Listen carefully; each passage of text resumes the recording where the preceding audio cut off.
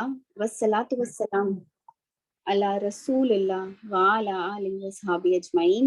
أما بعد فأعوذ بالله من الشيطان الرجيم. بسم الله الرحمن الرحيم. رب اشرح لي صدري ويسر لي أمري واحلل عقدة من لساني يفقهوا قولي. Dear sisters in Islam, Assalamu alaikum wa rahmatullahi wa barakatuhu. A little request at the beginning of the session. Today I've got certain network issues, so please bear with it. And I pray to Allah subhanahu wa ta'ala that Allah ta'ala makes this smooth for us, inshallah. In our session on Usul Tafsir, we were dealing with certain rulings pertaining to the tafasir, and especially with respect to the usage of English language, the usage of Arabic language, how certain rules of grammar are at times modified. I mean, we call it modification because we learn these rules of grammar, according to the understanding that was developed later on, much later after the revelation of the glorious Quran. And hence, these changes that we find in the Arabic of the glorious Quran, in a way, we are compelled to use the word the modification. Although Quran itself is a basic text of the classical use of the Arabic language, the way it flowered the Arabic language, we have no other example of the same stature as we have the classical Arabic language of the glorious Quran. آج جو سارے اسلوب ہمیں پڑھنے ہیں اس میں جیسا کہ ہم نے پہلے بھی دیکھا کہ اللہ رب العالمین جو ہیں قرآن کریم میں الگ الگ اسٹائل اور الگ الگ اسلوب میں جو ہے ان باتوں کو ہمارے سامنے رکھتے ہیں، اور اگر ہمیں ان اسلوب کا علم ہو، اگر ان کی ہمیں تھوڑی جانکاری ہو تو قرآن کریم کو سمجھنے میں ہمارے لیے آسانی ہو جاتی ہے۔ اس اسلوب کا ایک رول جو ہے اسے ہم حذف کہتے ہیں، ایک دوسرا جو رول ہے وہ ہے ابدال یا تبدیل کا رول۔ اس کی بھی بہت ساری مثالیں ہم نے دیکھی۔ آج جو ہے ہم اسی ابدال، اسی تبدیلی کے کچھ دوسرے جو قواعد یا قوانین یا پوائنٹس ہیں انہیں دیکھنے جا رہے ہیں۔ اور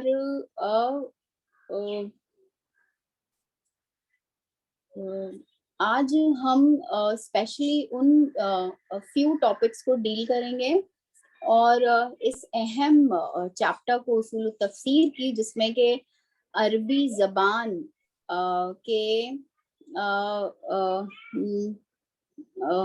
سرٹن ماڈیفیکیشنز جو ہیں اس سے ہمیں روشناس کروایا جا رہا ہے۔ تو یہ ایک اسلوب ہے، یہ بھی ایک اصول کے طور پر ہمیں سکھائی جا رہی ہے بات کہ قرآن کریم میں اللہ رب العالمین نے بعض جگہوں پر حرف جر، جسے ہم پریپوزیشنز کہتے ہیں انگلش میں، اس کا اضافہ کیا ہے۔ جب ہم قرآن کریم کے ان آیتوں کا لٹرل ٹرانسلیشن کر رہے ہوتے ہیں تو ہمیں لگتا ہے کہ ارے یہ حرف جر یا یہ پریپوزیشن یہاں کیوں استعمال ہوئی ہے، حالانکہ اس کے بنا بھی جو وہ بات مکمل ہو رہی تھی۔ اس کی کچھ مثالیں ہیں ہمارے سامنے۔ سب سے پہلی مثال ہے سورۃ التوبہ کی آیت نمبر 35، جس میں اللہ سبحانہ وتعالیٰ فرما رہے ہیں یوم یحمى علیہا فی نار جہنم، جس دن اسی کو جہنم کی آگ میں تپایا جائے گا۔ اب یہاں پر اللہ سبحانہ وتعالیٰ نے علیہا، اسے جو ہے ہیا کی جگہ پر جو ہے وہ استعمال کیا ہے، اور عربی زبان میں ہیا کی جگہ جب آپ علیہا استعمال کر رہے ہوتے ہیں تو اس میں تاکید کا مفہوم جو ہے وہ پیدا ہو جاتا ہے۔ دوسری مثال ہے سورۃ المائدہ کی آیت نمبر 46، جس میں اللہ رب العالمین فرما رہے ہیں وَقَفَّيْنَا عَلَىٰ آثَارِهِمْ بِعِیسَىٰ ابْنِ مَرْیَمَ اور ان کے پیچھے بعد میں ہم نے عیسیٰ بن مریم کو بھیجا. حالانکہ یہ بات بہت ہی آسان زبان عربی میں اس طرح سے بھی کہی جا سکتی تھی کہ وہ قفینہم بی عیسیٰ بن مریم، اور ہم نے عیسیٰ بن مریم کو ان کے پیچھے بھیجا. لیکن اللہ رب العالمین نے یہاں پر بھی جو ہے اعلیٰ کا لفظ جو ہے استعمال کر کے اس میں ایک تاکید جو ہے وہ پیدا فرمائی ہے. تو یہ تھی دو مثالیں جہاں پر اللہ رب العالمین فاعل جسے ہم کہیں گے سبجیکٹ یا مفعول یعنی آبجیکٹ کے ساتھ بعض اوقات حرف جر کا اضافہ کرتے ہیں یا پریپوزیشن کا اضافہ کر دیا جاتا ہے. اب آئیں ایک دوسرا اسلوب، اور اسے ہم بہت ساری مرتبہ دیکھتے ہیں، اور یہ ہے لفظ واو کا استعمال. ہم جانتے ہیں ہم میں سے جن لوگوں نے بھی بیسک عربک پڑھی ہے کہ واو جو ہے وہ حرف عطف کے معنی میں یوز کیا جاتا ہے، as a letter of conjunction کے طور پر جو ہے اسے استعمال کرتے ہیں. لیکن واو جو ہے اس کا استعمال صرف عطف یا کنجنکشن کے طور پر ہی نہیں ہوتا ہے، بلکہ اس کے دوسرے استعمالات بھی ہیں. وہ کیا ہیں؟ آئیے اسے دیکھتے ہیں. سب سے پہلی مثال ہے سورۃ الواقعہ کی، اس کی آیات 1 سے 7، جس میں اللہ سبحانہ وتعالیٰ فرما رہے ہیں اذا وقعت الواقعہ لیس لوقعتها کاذبہ خالصۃ رافعہ اذا رجت الارض رجا وبست الجبال بسا فکانت ہباء منبثا وکنتم ازواجا ثلاثا. اللہ رب العالمین فرما رہے ہیں کہ جب قیامت واقع ہوگی اس کے واقع ہونے میں کوئی جھوٹ نہیں. وہ کسی کو گرائے گی، کسی کو اٹھائے گی. جب زمین ہلائی جائے گی پہاڑ ریزہ ریزہ ہو جائیں گے اور گرد و غبار کی طرح ہوں گے، پھر تم 3 گروہ بن جاؤ گے. اب یہاں پر وَكُنْتُمْ جو اینڈ میں آیا ہے وَكُنْتُمْ أَزْوَاجًا ثَلَاثَةً، یہاں پر واو عطف کے لیے نہیں ہے، بلکہ یہ نہیں ہے، اس وقت کی بات نہیں ہو رہی ہے، بلکہ آج کی بات ہو رہی ہے، حال ہے. دس از دا پریزنٹ. اور اللہ رب العالمین نے یہاں واو کو اس لیے استعمال کیا ہے کہ اس کا یوزیج بھی تاکید کے لیے ہے، کہ اس بات میں وزن پیدا کرنے کے لیے ہے کہ یہ ان کا عربوں کا سٹائل ہے، ان کا اسلوب ہے. اسی کی ایک دوسری مثال، واو کے استعمال کی ایک دوسری مثال ہے سورۃ الزمر کی آیت نمبر 73، جس میں اللہ رب العالمین فرماتے ہیں وَفُتِحَتْ أَبْوَابُهَا، وَفُتِحَتْ جبکہ اس کے دروازے کھلے ہوں گے.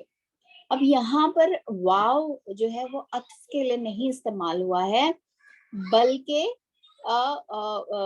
حالہ کے معنوں میں ہے. اوکے، یعنی اور نہیں کہنا چاہ رہے ہیں ہم اس آیت میں، یہاں پہ حالانکہ اس کے دروازے کھلے ہوئے ہوں گے، یہ معنی جو ہے وہ کنوے کرنا ہے.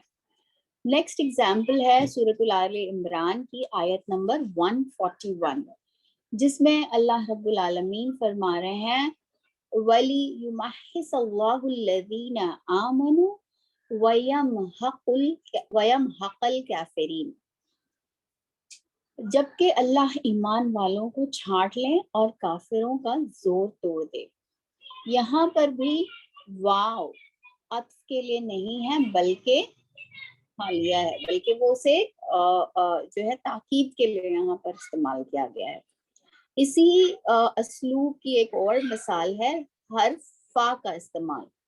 ہم نے پہلے حرف جر کا اضافہ دیکھا، پھر ہم نے واو کا استعمال دیکھا، اور اب حرف فا، the use of the letter فا، اس کی کیا سگنیفیکنس ہوتی ہے. ہم جانتے ہیں کہ فا جو ہے وہ زائد ہوتا ہے، اس کا ہر وقت ترجمہ ہم نہیں کرتے ہیں. جب ہم اسے عام طور پر انگریزی میں یا اردو میں بعض اوقات پھر کے طور پر یا دین کے طور پر جو ہے کرتے ہیں، اور بعض اوقات اس کا ترجمہ کیا ہی نہیں جاتا، وہ صرف جو ہے ایک زائد لیٹر ہے حسن پیدا کرنے کے کلام میں. یہ عربوں کی زبان کا ایک اسلوب ہے، کلاسیکل عربک لینگویج کا ایک سٹائل ہے. اب کہ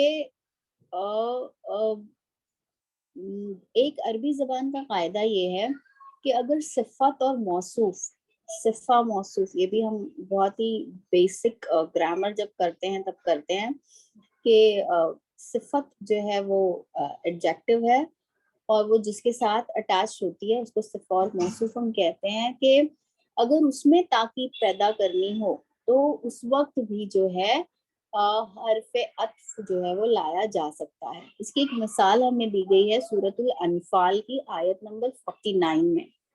اللہ رب العالمین فرما رہے ہیں اذ یقول المنافقون والذین فی قلوبہم مرض، جب منافق لوگ جن کے دلوں میں کھوٹ ہے وہ کہہ رہے تھے.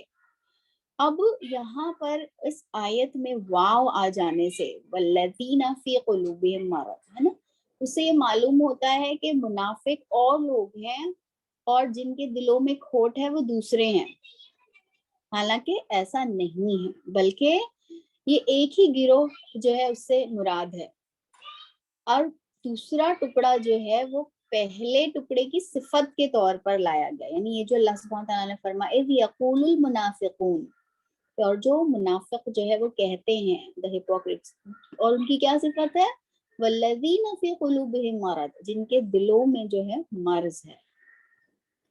اور کہ اس کا جیسے عربی زبان میں جو ہے اس بات کی ایک حجت اور دلیل دینے کے لیے ایک جملہ دیا جاتا ہے جس میں کہا گیا مررت بزید وصاحبک، میں زید اور تمہارے دوست کے پاس سے گزرا. اب یہاں پر تمہارے دوست سے زید بھی مراد ہو سکتا تھا، اور زید جو ہے وہ ایک موصوف بھی ہو سکتا ہے، یعنی کہ ایک موصوف یعنی جس کے ساتھ وہ صفت اٹیچ ہے کہ تمہارا ساتھی، صاحب کا. تو غرض یہ آئی نو یہ تھوڑا ڈیفیکلٹ ہے یہ، لیکن جن کو تھوڑی عربک آتی ہے ان کے لیے نہیں ہوگا انشاءاللہ ڈیفیکلٹ. ایک دوسری مثال جو اس ذیل میں دی گئی ہے وہ ہے سورۃ الحجر کی آیت نمبر 4، جس میں اللہ رب العالمین فرما رہے ہیں وما اہلکنا من قریۃ الا ولہا کتاب معلوم، اور ہم نے اس سے پہلے جس بستی کو بھی ہلاک کیا اس کی تباہی کا ایک مقررہ وقت لکھا ہوا تھا. اب یہاں پر قریہ جو ہے، قریہ یہ موصوف ہے، اور ولہا کتاب معلوم، اور اس کے لیے ایک مقررہ وقت یہ صفت ہے. اور ان دونوں کے درمیان جو واو ہے ولہا، یہ جو و ہے وہ تاکید کے معنوں میں ہے اور کے معنی میں نہیں ہے.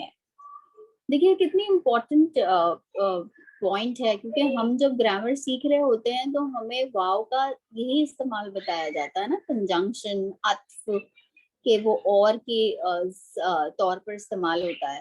لیکن ان کی جو انداز ہے بات کرنے کا، ان کی جو زبان ہے، اسپیشلی جو 7th سینچری عربیہ میں قریش جس طرح سے بات کیا کرتے تھے، ان کی زبان میں جو ہے بعض اوقات یہ جو حروف تھے و اور فا، وہ ضروری نہیں ہے کہ محض کنجنکشن کے طور پر ہی استعمال ہو رہے ہیں، وہ بعض اوقات صفہ موصوف کو بھی جوائن کر رہے ہوتے ہیں، اور اس کی بھی جو ہے جسے ہم کہیں گے کہ صفہ اور موصوف کے طور پر بھی اسے استعمال کیا جا سکتا ہے.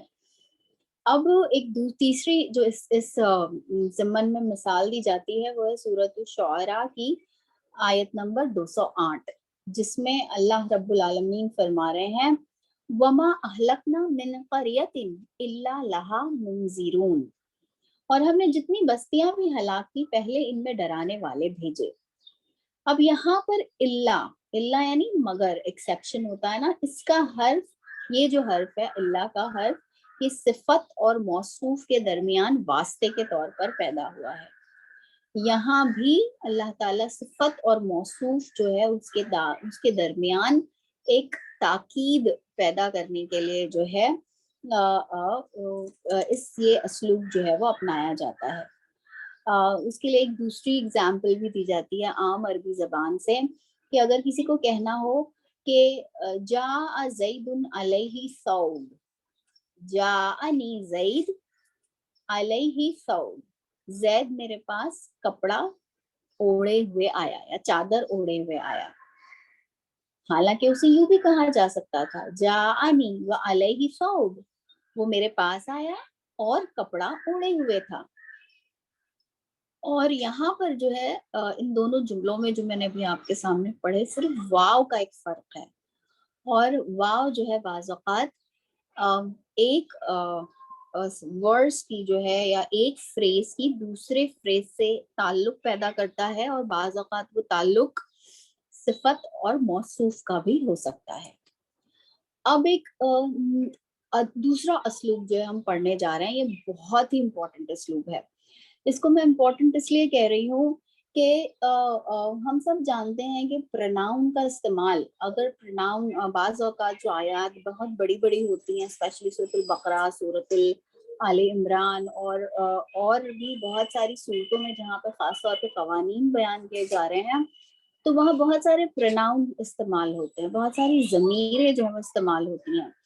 और अगर हम सही से इस बात को लोकेट ना कर पाए कि ये पर्टिकुलर या एक मखसूस ज़मीर या प्रोनाउन जो है वो आयत के किस टुकड़े या किस हर्फ या किस वर्ड से ताल्लुक रख रहा है, अगर वो हम उसका सही तायुन ना कर पाए, तो आयत के मानी को समझने में भी जो है हमसे मिस्टेक हो सकती है। अब उसकी चंद मिसालें हैं। पहली मिसाल जो है वो सूरतुल ज़ुखरूफ की आयत नंबर 37 है, जिसमें अल्लाह सुब्हानहू व तआला फरमा रहे हैं, व इन्नहुम लयसद्दूनहुम अनिस सबीली व यहसबून अन्नहुम मुहतदून। इस आयत का लफ्जी तर्जुमा इस तरह से है, और बेशक वो जरूर उनकी सीधी राह से रोकते हैं और वो गुमान करते हैं कि वो हिदायत पर हैं। अब यहाँ पर अल्लाह सुब्हानहू व तआला ने 3 मर्तबा जो है ज़मीरें और प्रोनाउंस जो है यूज किया है, और तीनों जो हैं सर्टन या मुतय्यन तौर पे नहीं बोल सकते, कि ये हुम और ये हुम और ये हुम, ये किस पे जारी है। फर्स्ट वाली व इन्नहुम लयसुद्दूनहुम, और उसके बाद अन्नहुम मुहतदून, तो यहाँ 3 बार हुम जो है वो इस्तेमाल हुआ है। अब अ, अ, अ, अगर हम ज़मीरों को मुतय्यन कर देंगे, जो पहली व इन्नहुम जो है वो किसके लिए है, तो ये आयत जो है कुछ इस तरह से बनेगी कि इन्न शयातीना लयसद्दूना लयसद्दून नासा अनिस सबील। तो पहला हम कैसा है, पहला हम शयातीन द डेविल्स, फिर लयसद्दून नास, लयसद्दून हम, दूसरा वाला हम किसके लिए है, लोगों के लिए है, नास के लिए, अनिस सबीली वयहसबुन नासु, और वही लोग, अन्नहुम, ये जो अन्नहुम जो थर्ड हुम है वो उन्हीं लोगों के बारे में जिन्हें शैतान ने जो है वो क्या कर दिया है, राह से भटका दिया है। इस तरह अल्लाह सुब्हानहू तआला ने जैसे एक दूसरी एग्जाम्पल सूरत काफ की आयत नंबर 27। अब यहाँ पर जो है अल्लाह सुब्हानहू तआला फरमा रहे हैं सूरत काफ की आयत नंबर 27 में, क़ाल क़रीनुहु रब्बना मा अतग़यतु वलाकिन काना फी दलालिन बईद। अब यहाँ पर भी जो है क़रीनुहु में एक ज़मीर है हु की, अतग़यतुहु में दूसरी ज़मीर है हु की, दोनों जगह हु है। पर यहाँ पर जो है एक जगह से मुराद जो है शैतान है और दूसरी जगह से मुराद फरिश्ता है। इसका साथ ही शैतान कहेगा, ए हमारे रब, मैंने इसे सरकश नहीं बनाया, ये खुद इंतहाई गुमराही में था। तो देखिए ज़मीरें हैं और तायुन नहीं है उनका कि ये पहली ज़मीर किस पे जा रही है और दूसरी ज़मीर किस पे जा रही है। तो अगर ये असलूब का हमें अंदाज़ा ना हो तो हम जो है इसमें गलती कर सकते हैं। एक सूरतुल क़ाफ की ही एक दूसरी एग्जाम्पल है आयत नंबर 23, जिसमें अल्लाह सुब्हानहू व तआला फरमा रहे हैं, वक़ाल क़रीनुहु हाज़ा मा लदय्या अतीद। अब यहाँ पर भी जो है इसका साथी फरिश्ता कहेगा कि अल्लाह, इस शख्स का आमाल नामा हाजिर है। تو یہاں پر بھی دو لوگوں کی جو ہے وہ بات کی جا رہی ہے. تھرڈ ایگزامپل جو ہے وہ سورۃ البقرہ کی ہے, بقرہ کی آیت نمبر 250. اب یہاں پر یہ پوچھا گیا یسألونک ماذا ينفقون, وہ آپ سے پوچھتے ہیں کہ ماذا ينفقون, اللہ کی راہ میں مال کہاں خرچ کریں. قل ما انفقتم من خیر فللوالدین, کہہ دیجیے جو مال تم خرچ کرو تو والدین کے لیے. یہ پہلا ٹکڑا ہے. پھر والاقربین, یتامی, مساکین, پھر سب دوسری کیٹیگریز کا ذکر ہے. اسٹارٹنگ میں اللہ تعالیٰ نے اس طرح سے اس کا آنسر دینا شروع کیا. کس سوال کا؟ کہ ہم اللہ کی راہ میں مال کہاں خرچ کریں. اب ایک دوسرا کویسچن ہے جو سورۃ البقرہ کی آیت نمبر 219 میں ہے, جس میں فرمایا گیا وَيَسْأَلُونَكَ مَاذَا يُنْفِقُونَ. سیم سوال کہ وہ پوچھتے ہیں 219 میں بھی کہ ہم ماذا ينفقون, لیکن یہاں ماذا ينفقون سے مراد ہے 219 میں کہ کون سا مال خرچ کریں. اور یہ کیسے پتا چلا کہ ماذا ينفقون آیت نمبر 215 میں ماذا ينفقون کا مطلب ہوگا کہ اللہ کی راہ میں مال کہاں خرچ کریں, اور 219 میں اس سے مراد ہوگی ماذا ينفقون سے کون سا مال خرچ کریں. وہ اس طرح سے کہ جو جواب اللہ رب العالمین نے دیا ہے آیت نمبر 215 میں, اللہ رب العالمین نے فرمایا کہ کہہ دیجئے کہ کس پہ مال خرچ کرو, والدین پہ, اقربا پہ, یتاما پہ, مساکین پہ, رائٹ. اور جو دوسری بار جب پوچھا گیا آیت نمبر 219 میں, تو کیا جواب دیا گیا؟ قل العفو, کہ جو ضرورت سے زیادہ ہو. سوال ایک ہی تھا, پوچھنے کا اسٹائل بھی ایک ہی تھا, پوچھنے کا اسلوب بھی ایک ہی تھا, لیکن جواب تو الگ الگ دیے گئے. تو غرض یہ کہ آیت نمبر 215 میں اللہ اس آیت کا مفہوم اللہ تعالیٰ یہ فرما رہے ہیں کہ مال جس مصرف میں بھی خرچ کرو گے وہ بہتر ہے. اب اس لیے کہ پوچھنے والا یہ پوچھنا چاہ رہا تھا کہ مال کو کہاں خرچ کیا جائے, اس کا صحیح مصرف کیا ہوگا, اس کا صحیح استعمال کیا ہوگا. جبکہ وہی سوال جب آیت نمبر 219 میں کیا گیا تو اس کے جواب سے ہمیں کیا معلوم پڑتا ہے کہ سوال یہ کیا جا رہا ہے کہ کتنا مال خرچ کریں. اسی لیے اللہ رب العالمین نے جواب دیا قل العفو, کہ بھئی تمہاری ضرورت سے جو زیادہ. اب ضرورت اتنی سبجیکٹیو ہے نا. So this is the beauty, alhamdulillah. Okay, اب ہم چلتے ہیں کچھ اور مثالوں کی جانب. یہ ہم نے دیکھا, آج ہم نے سب سے پہلے دیکھا حرف جر کا اضافی استعمال, پھر ہم نے دیکھا واو کے کچھ مفہوم, پھر ہم نے فا کے کچھ میننگز دیکھے. اس کے بعد جو ہے ہم نے ضمیروں اور پروناؤنس جو ہیں ان کے ڈسپرژنس کی کچھ مثالیں دیکھی, اور دیکھا کہ بعض اوقات جب پروناؤنس کا جو ہے اور ضمائر کی جو ہے کا تعین نہیں ہوا ہوتا ہے تو عربی زبان سے ناواقفیت کی وجہ سے جو ہے غلط انسان جو ہے اس کے معنی نکال سکتا ہے. اب آئیں کچھ اور لفظ ہیں, کچھ اور الفاظ ہیں جن کو ہم بہت زیادہ انکاؤنٹر کرتے ہیں قرآن کریم میں بار بار, اور اگر ان کی الگ الگ ڈائمینشنز ہمیں پتہ ہوں کہ اس ایک عربی کے زبان کو کتنے الگ الگ صورتوں میں اور ڈائمینشنز میں استعمال کیا جا سکتا ہے, so inshallah we will be in a better position to inshallah engage with the book of Allah Ta'ala. اس کا یہاں پر اب ہم دیکھنے چلے ہیں the Arabic word جعلا, جین, عین اور لام. اوکے, ہم جعلا جو ہے اسے اس کا ایک جو لفظی ترجمہ کرتے ہیں وہ یہ ہے کہ اس نے بنایا, he made it, that's how we translate جعلا. اور بعض اوقات جعلا جو ہے وہ خلقہ کے میننگ میں بھی استعمال ہوتا ہے, جیسا کہ اللہ رب العالمین نے ارشاد فرمایا سورۃ الانعام کی آیت نمبر 1 میں الحمدللہ الذی خلق السماوات والارض وجعل الظلمات والنور, کہ تعریف ہے اس اللہ کے لیے جس نے آسمانوں اور زمین کو پیدا کیا اور اندھیرے اور روشنی کو پیدا کیا. تو یہاں پر جو ہے خلق اور جعل، اللہ تعالیٰ نے زمین اور آسمان کو پیدا کیا اور ظلمات اور نور کو جو ہے بنایا.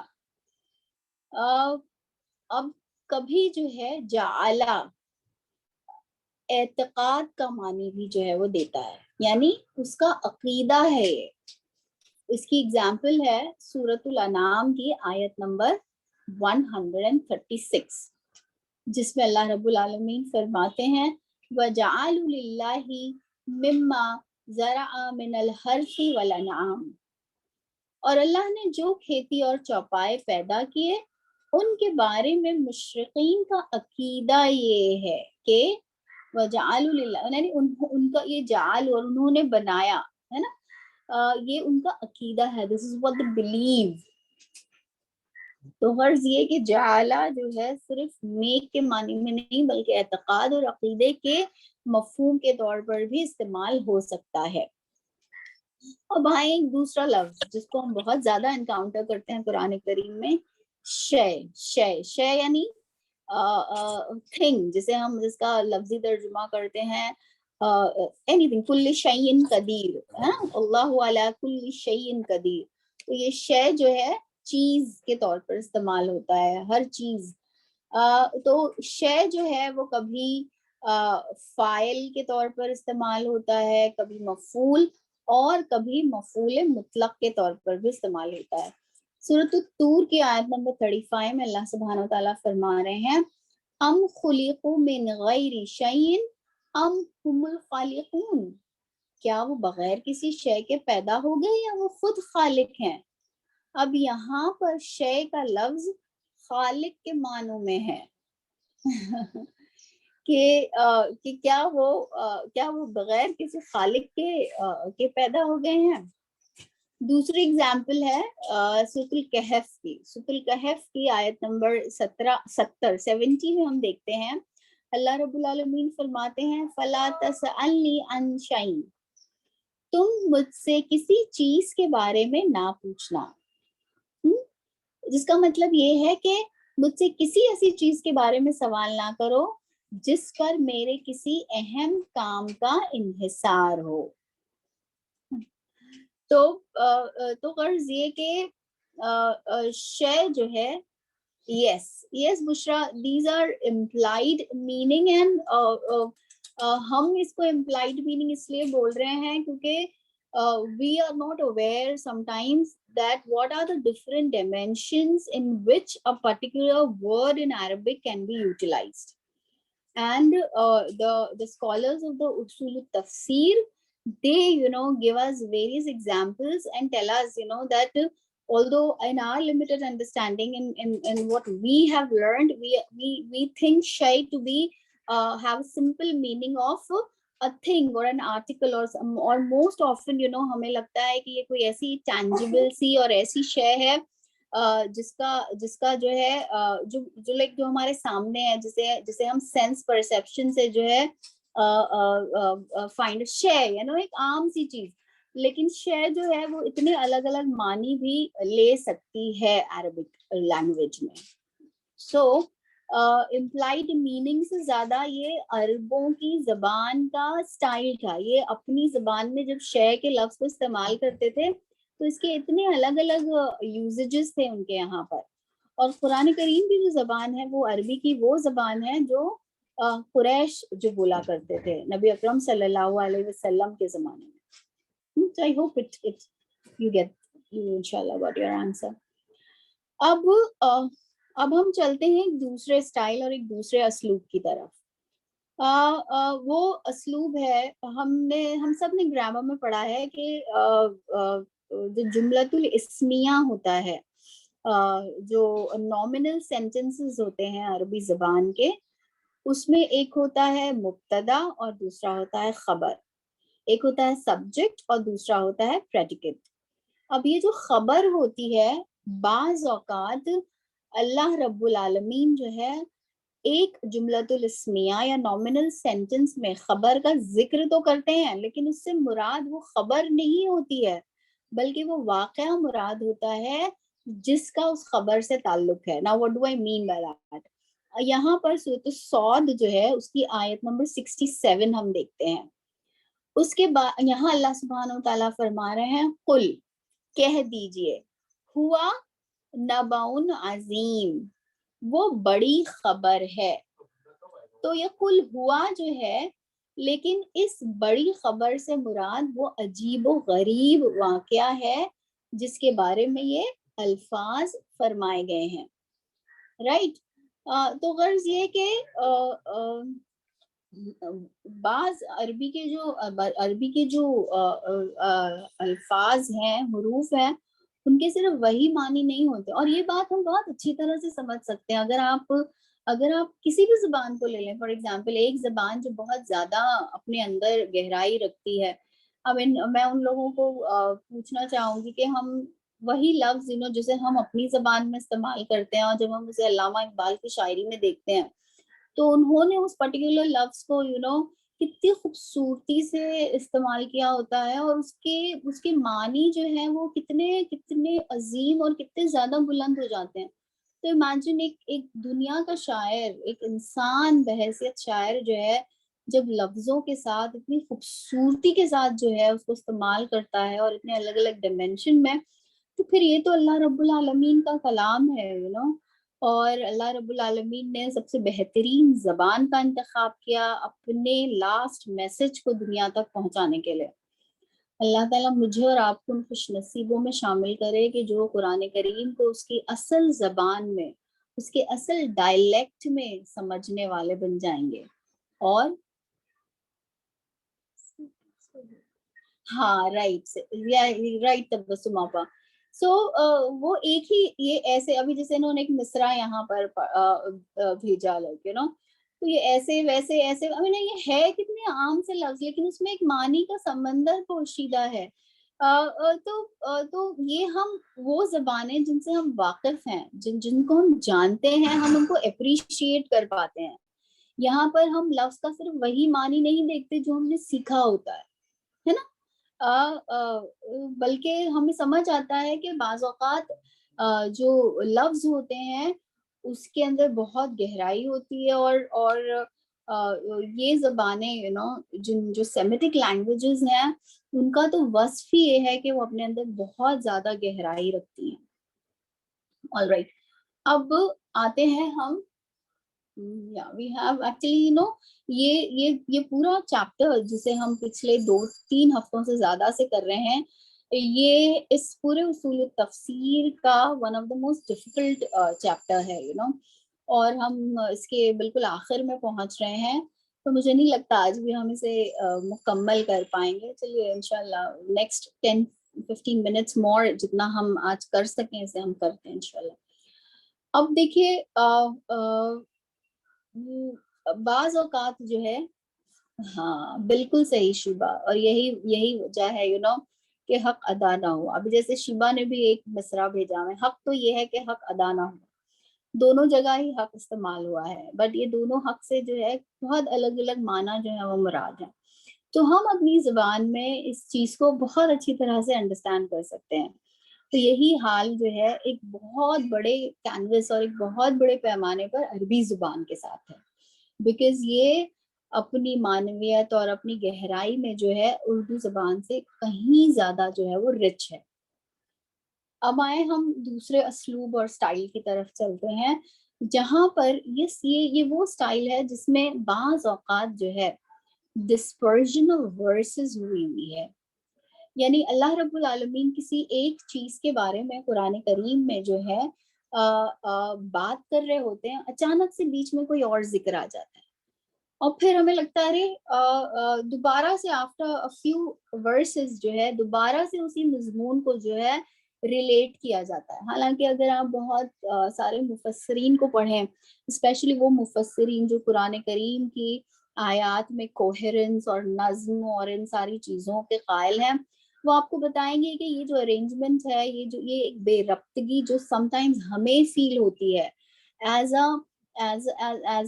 ریڈر جو صرف قرآن کریم کے لفظی معنوں کو سمجھ رہا ہے، تو اسے یہ لگنے لگتا ہے کہ ارے ابھی تو اللہ رب العالمین یہاں پر قتل کی بات کر رہے تھے, اس کے فوراً بعد اللہ رب العالمین یہاں پہ سود کی بات کر رہے ہیں, پھر اس کے بعد دوبارہ 2 آیتوں کے بعد جو ہے پھر سے جو ہے وہ قصاص کا اور ان ساری چیزوں کا ذکر ہے. تو یہ بے ربطگی جو ہے یہ کیوں انسان کو محسوس ہوتی ہے, یہ ڈسپرژن آف ورسز کا احساس کیوں ہوتا ہے کہ ایک بات جو ہے وہ کہی جا رہی ہے اور پھر جو ہے اس سے بے ربط کوئی دوسرا مضمون آ جاتا ہے. یا ہمیں بعض اوقات ایسا کیوں نہیں ہوتا کہ اگر دنیا میں جس طرح سے ہم دیکھتے ہیں کہ اگر ہمیں کسی موضوع پہ یا کسی ٹاپک پہ ہمیں کچھ پڑھنا ہو, مجھے اگر طلاق کے بارے میں پڑھنا ہے تو کیا ہوگا, رائٹ, ہاں رائٹ, طلاق کی آیت کے درمیان نماز کے احکامات, جیسے شیبا نے ہمیں ایک ایگزامپل دیا. سو طلاق کی ایگزامپل اگر ہم لے لیں تو ایسا نہیں ہے کہ اللہ رب العالمین نے پورا ایک چیپٹر جو ہے ہمارے لیے ریویل کر دیا کہ دیکھو یہ ساری جو ہے طلاق سے ریلیٹڈ چیزیں ہیں اور بس اب آپ ان باتوں کا دھیان رکھیں اینڈ دین دیٹس ڈن. ہاں اس کی بھی ایک ریزن ہے کہ ایسا کیوں ہے. بہرحال ابھی ہم اس ریزننگ میں نہیں جا رہے, ابھی ہم صرف اس بات کے اوپر جو ہے اس بات کو لرن کرنے جا رہے ہیں کہ یہ جو بے ربطگی, جو ڈسپرژن ہمیں لگتا ہے بعض اوقات ورسز کا, اس کے لیے بھی جو ہے یہ بھی ایک اسلوب ہے. اوکے, فار ایگزامپل کسی آیت کو کسی قصے کے آخر میں آنا چاہیے تھا لیکن وہ جو ہے اس کے شروعات میں آ گئی ہے. اسی طرح سے کبھی ایسا ہوتا ہے کہ کوئی آیت جو پہلے نازل ہوئی تھی وہ قرآن میں بعد میں آتی ہے. alright, according to chronology of revelation وہ بعد میں نازل ہوئی تھی لیکن ترتیب میں مصحف میں جو ہے اسے پہلے رکھ دیا گیا. تو جب ہم قرآن کو پڑھ رہے ہوتے ہیں تو ہمیں لگتا ہے اچھا یہ پہلے ہے اور پھر اس کے بعد میں اس کا دوسری رولنگ جو ہے وہ ہمیں نظر آتی ہے. Let's see the example. ہمارے سامنے ہے سورۃ البقرہ کی آیت نمبر 144 جس میں فرمایا گیا قد نرى تقلب وجهك في السماء, کیا کہ ہم آپ کا چہرہ بار بار آسمان کی طرف اٹھتا دیکھتے ہیں. all right, اور اس کے بعد یہ آیت اللہ تعالیٰ نے نازل فرمائی 144. اس کے بعد قرآن کریم میں 152 میں اللہ رب العالمین فرما رہے ہیں سَيَقُولُ السُّفَهَاءُ مِنَ النَّاسِ, کہ بے وقوف لوگ کہیں گے. حالانکہ یہ جو دوسری آیت جو ہے, یہ جو 152 نمبر کی آیت ہے, یہ پہلے نازل ہوئی تھی, رائٹ, اور اس کے آنسر میں پھر جو ہے اللہ رب العالمین نے ہمیں بتایا کہ یہ صفحا ہیں جو یہ سمجھ نہیں پا رہے ہیں اس کی ریزننگ یا اس حکم کی سگنیفیکنس. ایک دوسرا ایگزامپل ہے جو سورۃ آل عمران کی آیت نمبر 173 میں ہمیں ملتا ہے. بعض اوقات ایسا ہوتا ہے کہ کافروں کی کوئی بات بیان ہو رہی ہوتی ہے, اس بات کو بیان کرتے کرتے کہ وہ کافر ایسے کہتے ہیں, اللہ تعالیٰ درمیان ہی میں اس کا جواب دے دیتے ہیں اور پھر اصل بات جو ہے وہ پوری کی جاتی ہے. اور بعض اوقات جو ہے ایسا لگتا ہے کہ سوال اور جواب جو ہے وہ آپس میں بالکل گڈمڈ ہو گئے ہیں, بالکل مکس ہو گئے ہیں. جیسے فار ایگزامپل اس آیت میں ہم دیکھتے ہیں 173 میں وَلَا تُؤْمِنُوا, اللہ یہاں پہ تو آیت سورۃ آل عمران کی 173 ہے یہ Shiba. All right, because what I have here is وَلَا تُؤْمِنُوا إِلَّا لِمَنْ تَبِعَ دِينُكُمْ قُلْ إِنَّ الْهُدَى هُدَى اللَّهِ أَن يُؤْتَ أَحَدٌ مِثْلَ مَا أُوتِيتُمْ. I think there is some problem with the reference. All right, یہ جو آیت ہے اس کا معنی ہے اور کسی پر یقین نہ کرو سوائے اس کے جو تمہارے دین پر چلے. کہہ دیجئے اصل ہدایت اللہ کی ہدایت ہے کہ وہ کسی کو دے جیسے تم کو اس نے دیا.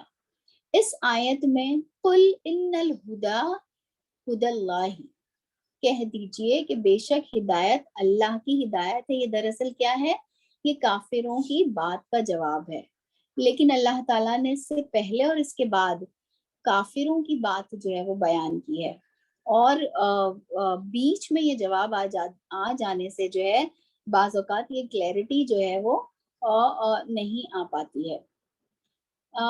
تو جو اصول التفسیر کے لکھنے والے جتنے بھی آتھرز ہیں وہ یہ کہتے ہیں کہ قرآن فہمی یا قرآن کو انڈرسٹینڈ کرنے میں جو مشکلات اور جو رکاوٹیں ہوتی ہیں ان کو ڈیفینیٹلی آپ چند ایگزامپلس کے ذریعے سے نہیں بیان کر سکتے. یہ تو ایسا ہی ہے کہ ایک انسان جو ہے وہ جتنا اس زمانے کی عربی زبان سے جو ہے وہ اس کو جانے گا، جتنا اس ڈائلیکٹ کا اس کو نالج ہوگا، جتنا وہ اس زمانے کی کلاسیکل عربی زبان کو پڑھے گا، اتنا جو ہے وہ اس پوزیشن میں ہوگا کہ اللہ کے اس کلام کو اپریشیٹ کر سکیں. دیکھیں ہم اپنا ہی اگزامپل لے لیں نا. ہمارے لیے فرسٹ لینگویج اردو یا چند لوگوں کے لیے انگریزی ہے. ہم بچپن سے یہ زبانیں پڑھ رہے ہیں، اردو اور انگریزی. لیکن کیا ہم یہ کہہ سکتے ہیں کہ اردو زبان میں لکھی گئی ہر کتاب کو جو ہے میں بالکل پرفیکٹلی سمجھ سکتی ہوں اور پوری طرح سے اسے اپریشیٹ کر سکتی ہوں؟ یا انگریزی زبان جو میں پچھلے 30 سال سے ہم بول رہے ہیں اور وٹ ایور، کہ ہم جو ہے اس زبان میں لکھی ہوئی ہر کتاب کو اور ہر کہے گئے مضامین کو بالکل صحیح طور پہ اپریشیٹ نہیں کہہ سکتا نا کوئی یہ، وہ جو 40 سال سے بھی اسے پڑھ رہا ہو. تو غرض یہ کہ جتنا زیادہ ہم زبان کی گہرائی میں اتریں گے، جتنا زیادہ اسے پڑھیں گے اور جتنا زیادہ اس سے اپنے آپ کو جسے ہم کہتے ہیں کہ روشناس کروائیں گے، اتنا زیادہ ہم اس کو اپریشیٹ کر سکیں گے. تو ہم بار بار جب بھی ہم اصول تفسیر یا یہ اس قسم کے جو بھی ہم مضمون جو پڑھتے ہیں، تو ایک بات کا شدید احساس ہمیں ہوتا ہے، اور وہ احساس ہوتا ہے کہ کتنا زیادہ ہمیں پڑھنے کی ضرورت ہے، کتنا زیادہ ہمیں علم کی جستجو اور علم کو حاصل کرنے کی ضرورت ہے. رائٹ؟ امیجن اللہ تعالیٰ کی جو کتاب ہے، یعنی جو ہمارا ایک ڈائریکٹ رشتہ ہمارے دین سے بناتی ہے، آج زندگی کے 40 سال گزر جانے کے بعد بھی میں اور آپ اگر اس پوزیشن میں نہیں ہیں کہ ہم اس کو اسی زبان میں پڑھ کر اپریشیٹ کر سکیں، تو یہ بہت بڑا لاس ہے میرے اور آپ کے لیے. اور اللہ تعالیٰ ہمارے لیے یہ ممکن کرے کہ محتاجوں کی طرح بیساکھیوں کے ذریعے. Okay it's 373. Okay, I'm so sorry Shiva for the wrong reference. It was a wrong print on my side. So جتنا ہم علم پڑھتے ہیں، اتنا زیادہ ہمیں احساس ہوتا ہے اس بات کا کہ کتنا مزید ہمیں اور پڑھنے کی ضرورت ہے. تو اللہ تعالیٰ مجھے اور آپ کو ان خوش نصیبوں میں شامل کر لے کہ اس دنیا میں رہتے ہوئے ہمیں یہ خوش نصیبی ہمارے حصے میں آئے کہ ہم اللہ کی کتاب کو بغیر کسی کلچز اور بغیر کسی بیساکھیوں اور اپاہجوں کی طرح نہیں، بلکہ صحت مند انسانوں کی طرح جو ہے، جس طرح سے ایک انسان چلتا ہے اور دوڑتا ہے اور ایک اللہ تعالیٰ کی دنیا کو اپریشیٹ کرتا ہے، اس طرح ہم اللہ رب العالمین کی کتاب کو جو ہے سمجھنے والے، پڑھنے والے، اپریشیٹ کرنے والے اور اس پر عمل کرنے والے جو ہیں وہ اللہ تعالیٰ ہمیں بنا دے انشاءاللہ. تو غرض یہ کہ ایک دوسرا مضمون بھی ہے، لیکن وہ تھوڑا اور وہ ہے محکم اور متشابہ آیات. پتہ جب ایز اے کالج اسٹوڈنٹ یہ جو محکم اور متشابہات آیات ہیں، مجھے ہمیشہ یہ لگا کرتا تھا کہ متشابہات نازل کرنے کی ضرورت ہی کیا تھی، تو کنفیوژن ہو جاتا ہے نا، اللہ تعالیٰ سب کچھ محکم ہی نازل فرما دیتے، تو یہ اتنے ڈفرینٹ اوپینین بھی نہیں ہوتے، اتنا جھگڑا بھی نہیں ہوتا، ہر چیز محکم ہی ہو جاتی ہے نا، متشابہات کیوں ہے؟ لیکن جب آپ چیزوں کو پڑھتے ہیں، جب آپ کو پتہ چلتا ہے کہ متشابہات جو ہیں دراصل اللہ رب العالمین کا اتنا بڑا انعام ہے کہ اللہ رب العالمین نے قرآن کریم میں جو ہے متشابہات ایلیگوریکل جو ہے وہ چیزوں کو استعمال جو ہے وہ فرمایا ہے. میرا خیال ہے کہ ہم لوگوں کو یہ ٹاپک جو ہے اب اگلے ہفتے کے اوپر یہ جو موقوف کرنا ہوگا انشاءاللہ. تو ہم محکم اور متشابہ آیات یہ ایک ٹاپک رہے گا ہمارے لیے اس چیپٹر کو فنش کرنے. اس کے علاوہ ایک ایلیگوری جسے ہم کہتے ہیں کنایا، جسے ایک امپلائڈ میننگ کے طور پر بھی جو ہم استعمال کر سکتے ہیں، اس کی جو ایک ایگزامپل ہے وہ ہم دیکھیں گے. اور